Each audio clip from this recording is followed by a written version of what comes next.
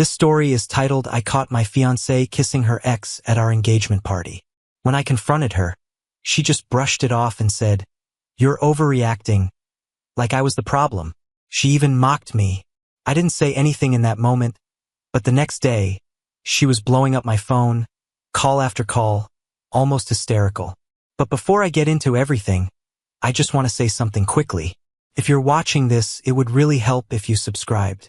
The channel's been losing a bit of traction lately, and something as simple as subscribing makes a huge difference. It's quick, it's free, and it helps keep content like this coming. Your support genuinely means a lot. Alright, now let's get into it. So, hey guys, I'm a 28-year-old guy, and last night I walked out of my own engagement party. Since then, my phone hasn't stopped going off. Calls, texts, voicemails, non-stop. I haven't responded to any of it yet because honestly, I just need some perspective before I completely lose my mind. I've always been the cautious type when it comes to relationships. My friends actually joke about it. They call me Safety Jacks because I don't rush into anything. I like to take my time, pay attention to red flags, think things through carefully. That's just how I've always been wired.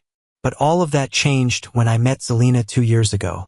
We matched on Hinge, and to be completely honest, she was way out of my league. Like, way prettier than anyone who had ever swiped right on me before. I remember going into our first date fully expecting to get ghosted afterward. But instead, we ended up talking for hours. It just clicked. She was smart, confident, and had this kind of laugh that made everyone around her feel lighter. I was hooked from day one. After that, things moved fast. Faster than I was used to. We moved in together after just 8 months, which, for me, was a big step. But it felt right at the time. Then, after almost 2 years together, I proposed. It was during a hike to this lookout point she absolutely loved. She cried, said yes, and some random hikers nearby even took pictures of the moment for us. Felt perfect. Like everything had fallen into place exactly the way it was supposed to. But that's also where things started getting complicated. Zelina's family has money. Not billionaire-level rich or anything, but definitely the kind of people who belong to country clubs and take yearly European vacations. Her dad, Takis, owns a financial advisory firm that manages retirement funds for businesses across the state. He's successful, no doubt about that, and he never misses an opportunity to remind me that I'm not. I run my own solar panel installation business. I started it 3 years ago after working under someone else and learning the trade. Now I've got 4 employees and a steady flow of work. I'm proud of what I've built. It's not flashy, but it's real. Still, Takis always treats it like a joke. "How's the roof climbing business?" he asks every time I see him, like he can't be bothered to remember what I actually do. Zelina would always tell me to ignore him. She'd say she didn't care about status or money or any of that, and I believed her. So, our engagement party was last month. It was held at their country club. Nothing insanely over the top, but still pretty nice. Around 70 people, open bar, a jazz band playing softly in the corner. Everything was going smoothly, until he showed up. Draven, Zelina's college ex. The guy she dated for about 4 years before we met.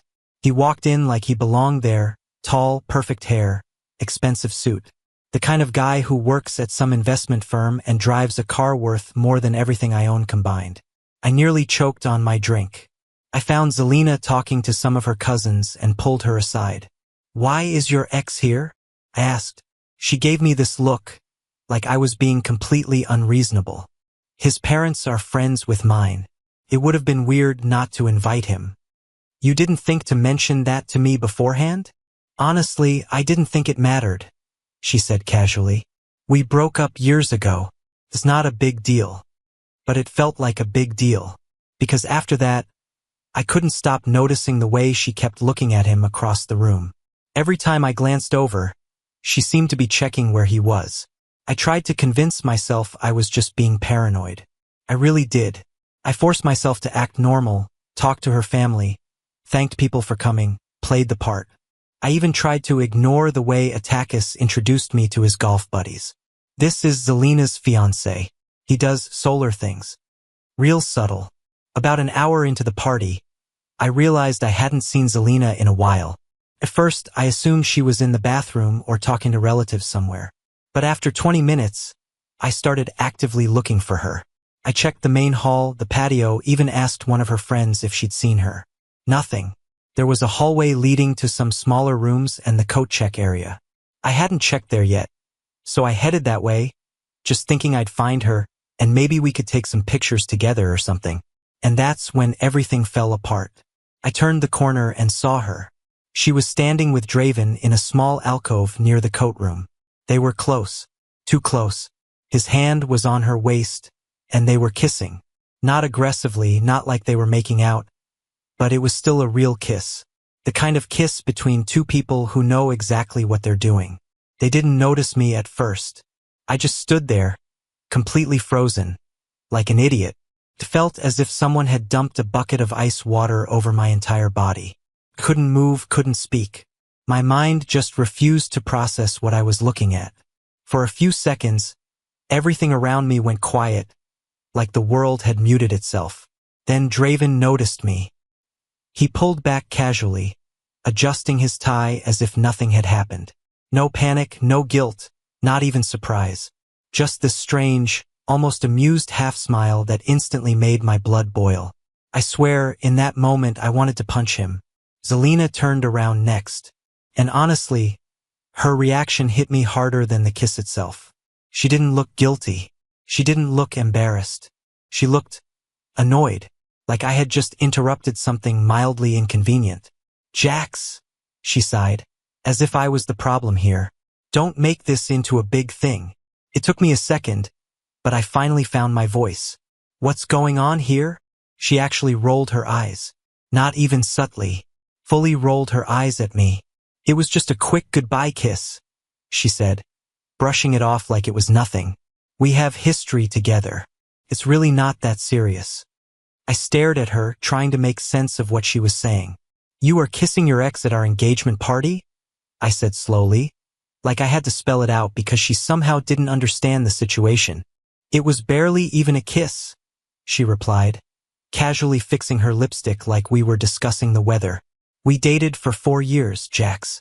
We're still friends. Don't be so insecure about it." Before I could even respond, Draven shoved his hands into his pockets and added, "Yeah, man, we were just talking about old times. No need to make it weird." I think that's the exact moment something inside me just shut off. All the anger, the confusion, the hurt, it just went quiet. I felt strangely calm, almost detached, like I was watching this happen to someone else instead of living it myself. I didn't argue. I didn't yell. I just nodded, turned around, and started walking away. "Jax," Zelina called after me. "Don't you dare make a scene right now." But I didn't stop. I didn't look back at her, didn't look at anyone. I just walked straight through the party, past all the people, the music, the laughter, grabbed my jacket from the coat check, and headed straight outside. By the time I reached the parking lot, my phone was already buzzing nonstop. "Zelina, where did you go?" "Zelina, answer your phone." "Zelina, you're being completely immature." "Zelina, my dad is asking where you went." "Zelina, OMG, you're embarrassing me so much." I didn't reply to a single message. I just turned my phone off, got into my car, and drove. I didn't even know where I was going at first. I just knew I needed to get as far away from that place as possible. Eventually, without really thinking about it, I ended up at my friend Kai's place. He opened the door, took one look at my face, and immediately knew something was wrong. "Bro, what happened?" he asked, stepping aside to let me in. We went out to his balcony, and I told him everything. Every single detail. He didn't interrupt, didn't try to give advice or jump to conclusions. He just listened, letting me get it all out. When I finally finished, he leaned back and asked quietly, "What are you going to do?" I shook my head. "I don't know, but I can't marry her. Not after this." He nodded like he already expected that answer. "You can crash here as long as you need." And that's how I ended up sleeping on Kai's gaming couch. Which, by the way, is definitely not designed for someone my height. I barely got any sleep, just laying there, staring at the ceiling, trying to figure out what the hell I was supposed to do next. The next morning, I woke up to chaos. My phone was flooded with notifications. Missed calls, texts, voicemails, all from Zelina and her dad. It was insane. Watching Zelina's messages from overnight was like watching all 5 stages of grief play out in real time. First, anger. How could I embarrass her like that? Then her dad chiming in, furious, calling me immature. Then denial and bargaining. The kiss wasn't what I thought. Draven meant nothing. I was overreacting. But the voicemails from Attakis, those were something else. At first, he was straight up threatening. You better get back here and apologize to my daughter for embarrassing her like this. We have guests from out of town who came specifically for this party. This is completely unacceptable behavior. Then he switched tones, trying to sound calm and reasonable, but still dripping with condescension. Jax, I understand you might be upset, but this is not how adults handle their problems. Call me back so we can discuss this situation like men. I didn't respond to any of it. I just turned my phone off again and sat there, trying to think. Kai had already left for work, so I was alone in his apartment for most of the day. And that's when everything really started to sink in. Not just what happened at the party, but everything leading up to it. Zelina and I had been together for 2 years. And in that time, there were all these little things I'd ignored. The comments she used to make about my business. Once you get bigger clients, or when you can afford to hire more people. Always implying that what I had built wasn't enough yet. The way she introduced me to her rich friends. This is Jack. He owns his own business. And then she'd just leave it at that, never actually explaining what I did. Like she was embarrassed. And the way she always sided with her dad whenever he made those snide remarks about my work. The jokes about upgrading my wardrobe. The time she'd mentioned Draven, then suddenly changed the subject like there was more she wasn't saying. I started realizing just how many red flags I had ignored. All because I was so into her. And sitting there, alone, replaying everything in my head, I finally saw it clearly. By around 3 p.m. By around mid-afternoon, I'd made up my mind. I needed to go back to the apartment and get my things while she was still at work. I didn't want to risk running into her. Didn't want another conversation, another round of excuses. So I texted my employee Marcus, asked if he could help me move some stuff. He didn't hesitate. He showed up with his truck within an hour. Real one. We went straight to the apartment and I got to work. I didn't take everything, just what I absolutely couldn't live without. Essentials. Clothes, some personal stuff, a few important things that mattered to me. Whatever could fit into Marcus's truck and my car. The whole thing took about 2 hours, maybe a little more, but I didn't waste time thinking. I just moved. Before I left, I stood in the kitchen for a second, looking around at what used to feel like home. Then I took out my grandma's ring, the one I had proposed to Zelina with, and placed it gently on the counter. Next to it, I left a simple note. Just 2 words. Goodbye kiss. That was it. After that, I walked out, got in my car, and didn't look back. As soon as I was gone, I blocked her number. Then her social media. Everywhere. I knew myself well enough to understand that if I gave her even a small chance to talk, she would try to twist things, minimize what happened, make me question my own reaction, maybe even convince me to give her another chance. And honestly, I didn't have the energy for any of that anymore. That night, apparently, she went looking for me. She showed up at Kai's place, but I wasn't there. Marcus and I had gone out to grab dinner after moving everything. While we were eating, Kai texted me. Your girl just showed up at my door crying. I told her you weren't here and I didn't know when you'd be back. She thinks I'm lying. Just a heads up. I just stared at the message for a moment, then put my phone down. When I got back to Kai's later that night, there was a letter taped to the door with my name on it. I already knew who it was from before I even opened it. Inside was this long, rambling apology from Zelina. She wrote about how the kiss just happened, how it didn't mean anything. Said she and Draven were just talking about old times and got caught up in the moment. She kept repeating that it was nothing, a mistake, something small. Then she shifted tone, saying she was devastated that I would throw away our entire future over one tiny slip-up. At the end, she begged me to call her. I didn't even finish it properly. I tore the letter into pieces and threw it straight into the trash. The next morning, I woke up with a clear plan. I spent most of the day calling wedding vendors, canceling everything. I had paid for about half of the deposits myself, even though her parents were covering most of the wedding. I had insisted on contributing my share back then, thinking it mattered. Now it just felt like another loose end to tie up. Surprisingly, most of the vendors were understanding. Some of them even offered partial refunds when I explained what had happened.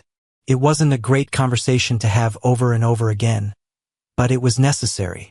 I was just finishing up the last cancellation call when my phone rang. Unknown number.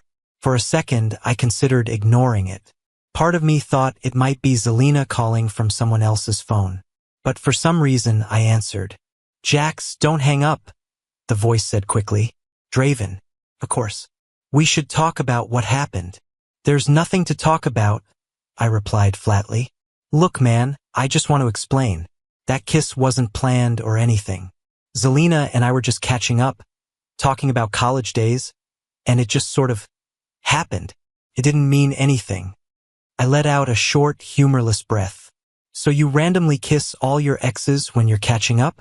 Or just the ones who are engaged?" He sighed on the other end. "It was a mistake. One-time thing. Ella loves you, man. She's a mess right now." "Cut the crap," I said, my voice sharper now. "Why do you even care?" There was a brief pause.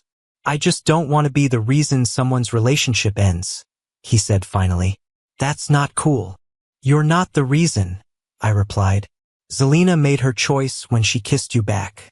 And I made mine when I walked out. We're done here."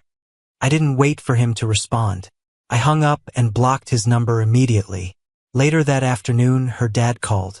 Actually, he called multiple times before I finally picked up. "What?" I said as soon as I answered. "We need to discuss the situation with you and my daughter," he said, his tone calm, controlled, all business. "There's nothing to discuss. We're done. Don't be hasty. Everyone makes mistakes. Zelina feels terrible about what happened." I paused for a second, then asked, "Is she sorry it happened? Or sorry I saw it?" There was a brief silence on the line. "Jax," he continued, adjusting his tone.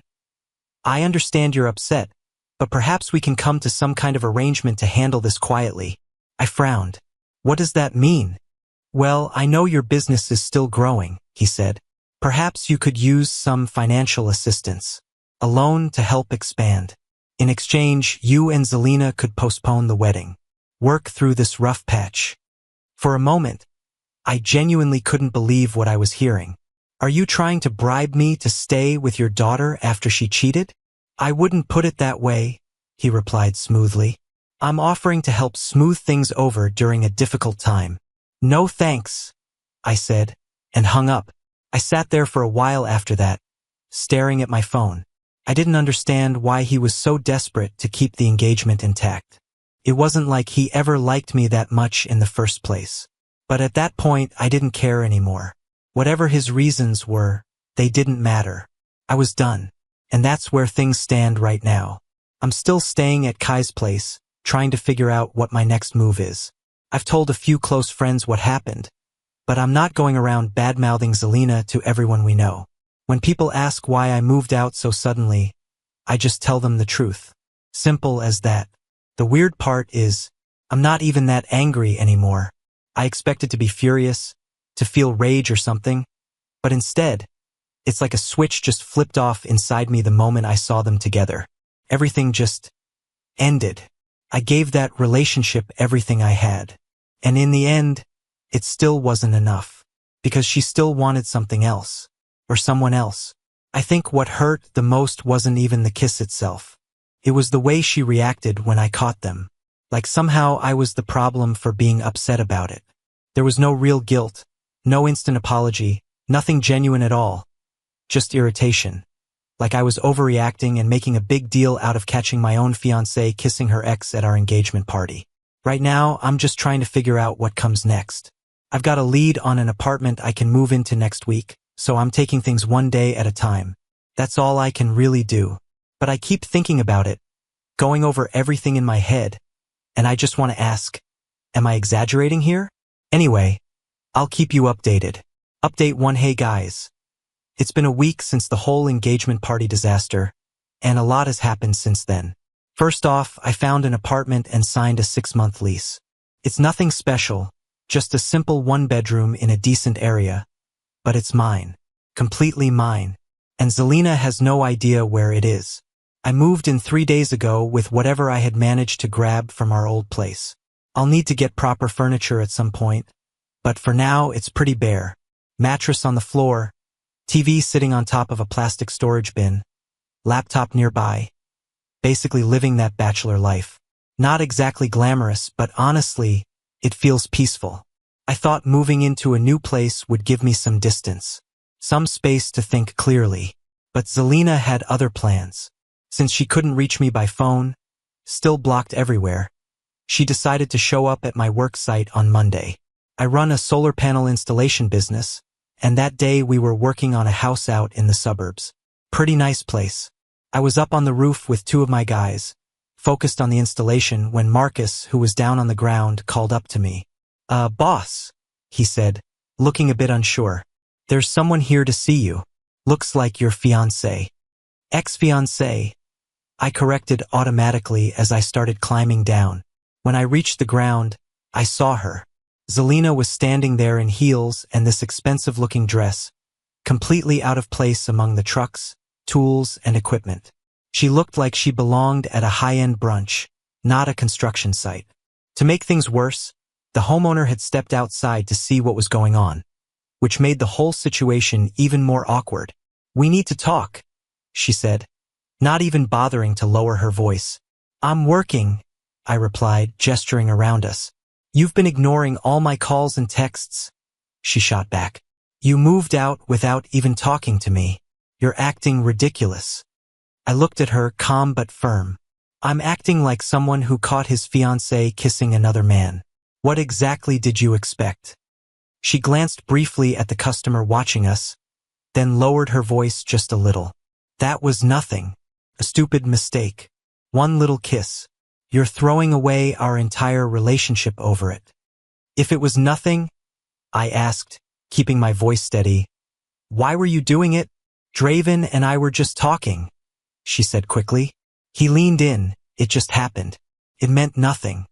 Same excuses. Same dismissive tone. I didn't even bother responding this time. There was nothing left to say. I turned and started walking back toward the house, ready to get back to work. So that's it? She called after me. 2 years together and you're just done? I stopped, turned back, and met her eyes. Yep. Her expression hardened. Unbelievable. Then she shook her head, her eyes narrowing. You know what? This is probably for the best. I was settling anyway. Settling? I repeated, a little surprised despite everything. Look at you, she said, gesturing at my work clothes. Climbing around on roofs for a living, driving that beat-up truck, living paycheck to paycheck. You really think that's the kind of life I want? That's the kind of man I deserve? I just smiled. No, I said quietly.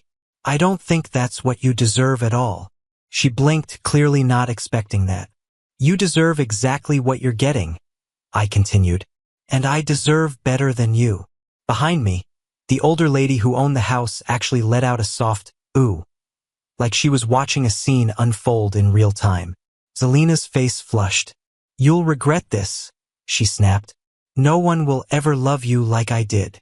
That's what I'm counting on, I replied, giving a small nod.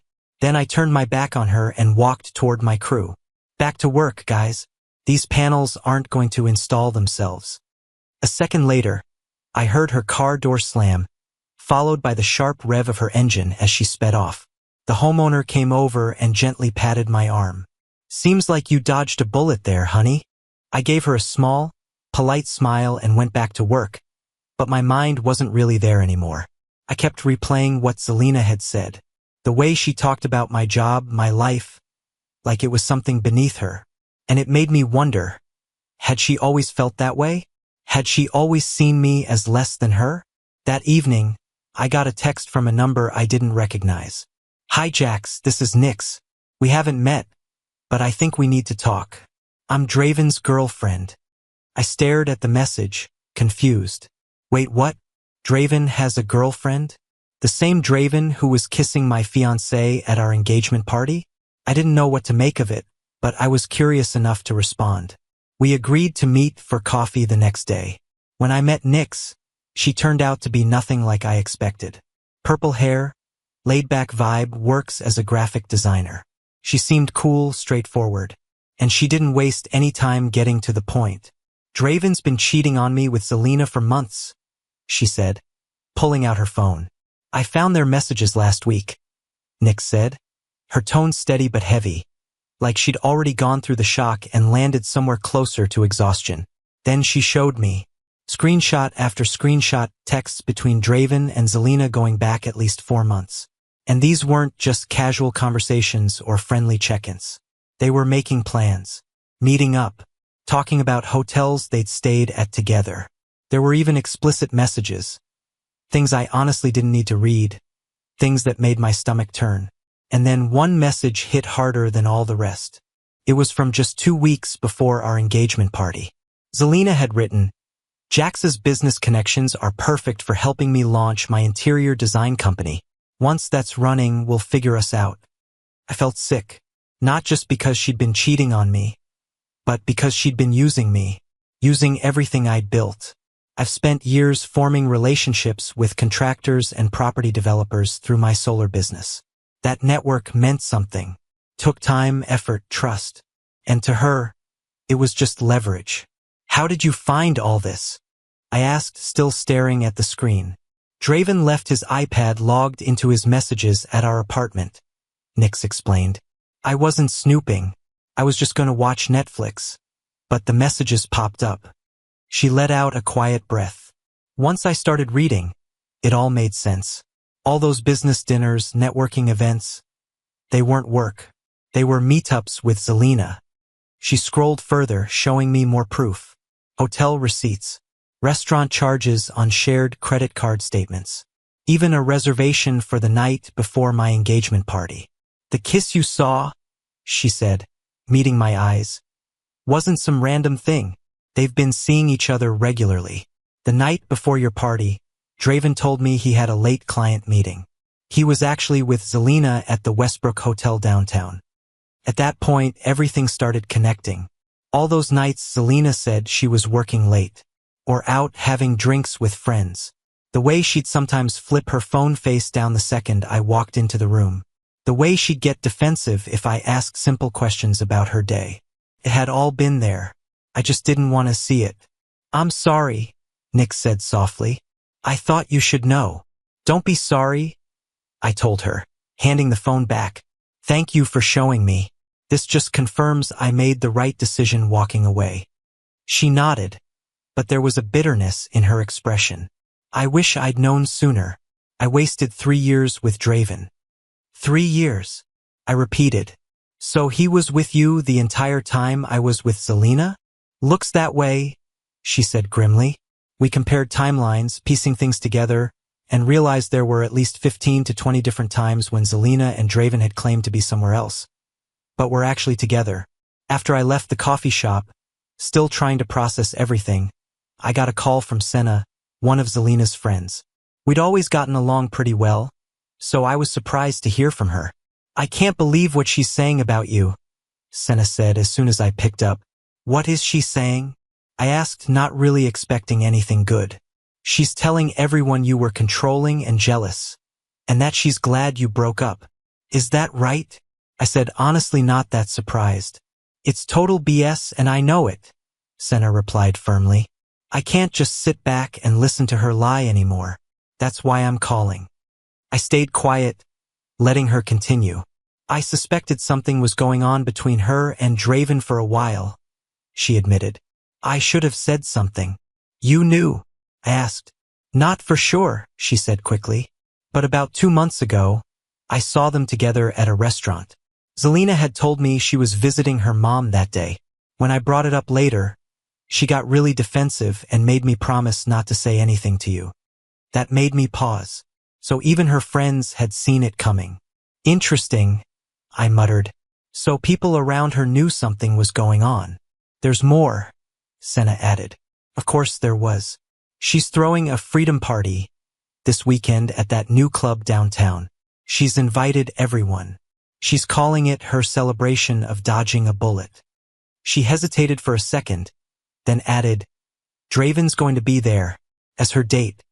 I let out a short laugh. Good for them. Hope they have fun. I sent you the invitation, Senna said. I thought you should know what she's saying about you. After we hung up, I checked my email. Sure enough, there it was. An invite to Zelina's so-called freedom celebration. The picture showed her smiling like nothing had ever happened, with a caption that read, Finally free and living my best life. Without really thinking about it, I forwarded the invitation to Attakis. No message. Just sent it. 10 minutes later, my phone rang. Attakis. What is the meaning of this? He demanded the second I answered. I just thought you'd want to know what your daughter's up to while you're busy trying to save her engagement. I replied calmly. Where did you get this invitation? Does it matter? I said. Your daughter is publicly celebrating our breakup with the same guy she was cheating on me with. The same guy she was kissing at the engagement party you threw for us. There was a long silence on the other end.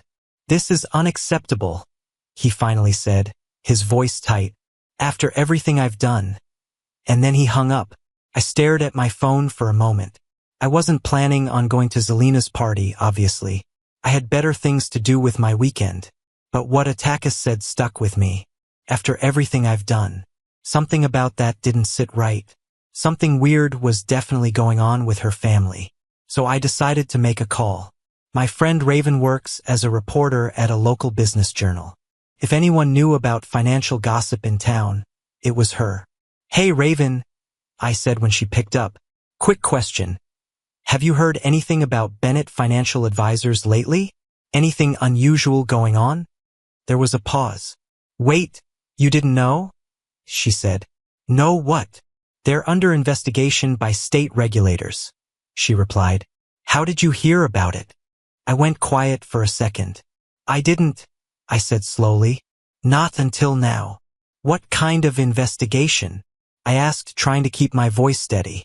Compliance issues with client accounts, Raven replied. Nothing public yet, but it's serious. Several big clients are already quietly pulling their money. Why are you asking about Attakis's company? I gave her a quick version of everything that had happened, and as I spoke, something clicked into place in my head. Attakis's sudden desperation, the bribe, the pressure to keep the engagement intact. It all made sense. A big, expensive family wedding would make everything look stable, successful, like nothing was wrong. And when your company is under investigation, that kind of image matters. Nothing says everything's fine, like throwing money around on a lavish wedding. I hung up with Raven and immediately texted Attakis. I know about the regulatory investigation. No reply. For about an hour, nothing. Then my doorbell rang. I walked over and peeked through the peephole. And there he was, Attakis Bennett himself. Somehow he had tracked down my new address like some kind of rich people GPS.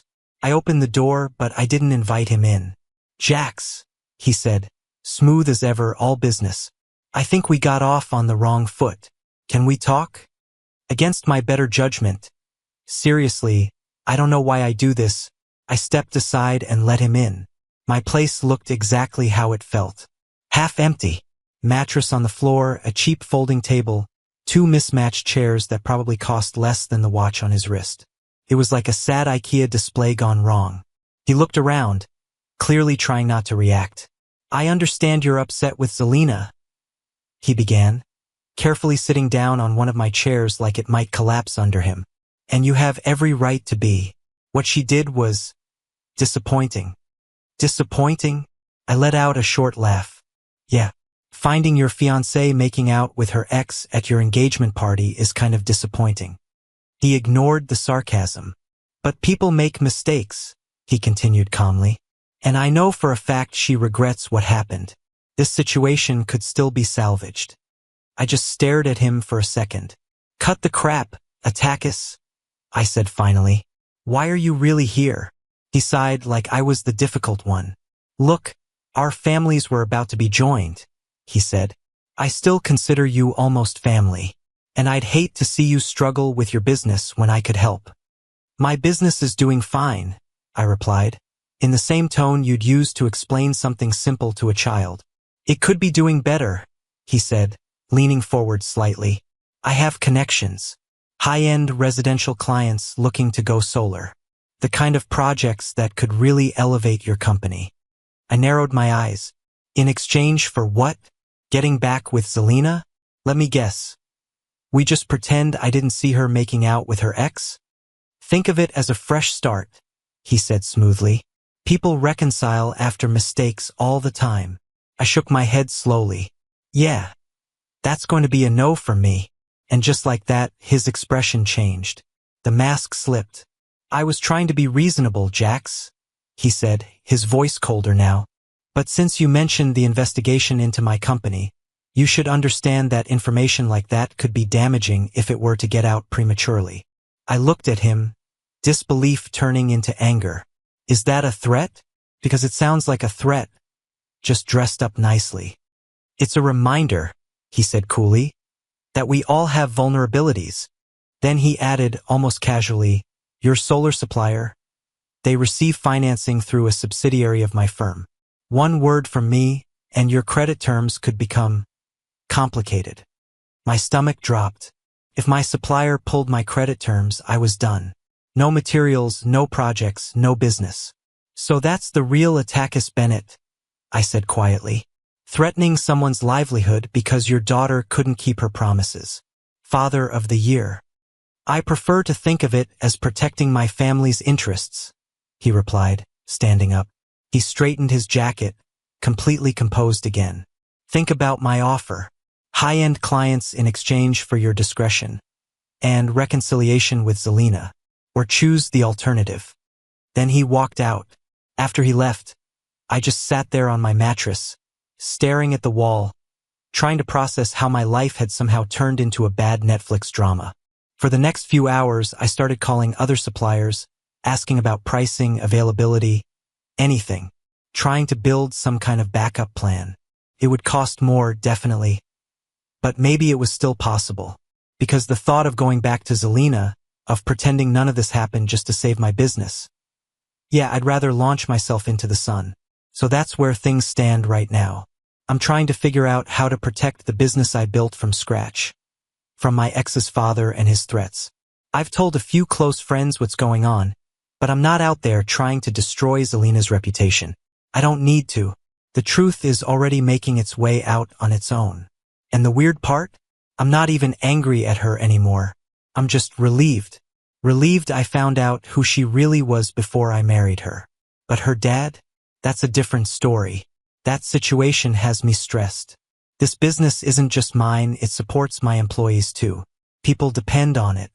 In a strange way, catching that kiss might have been the best thing that ever happened to me. But it also opened the door to a whole new mess I never saw coming. Funny how life works like that. Final update, hey again. It's been about 2 weeks since everything went down. So, the big event this weekend was Zelina's so-called freedom party. Her celebration of our breakup. I obviously didn't go, but I heard everything. And let me tell you, it did not go the way she probably imagined. According to Senna, Zelina showed up with Draven as her date and she was going around telling everyone.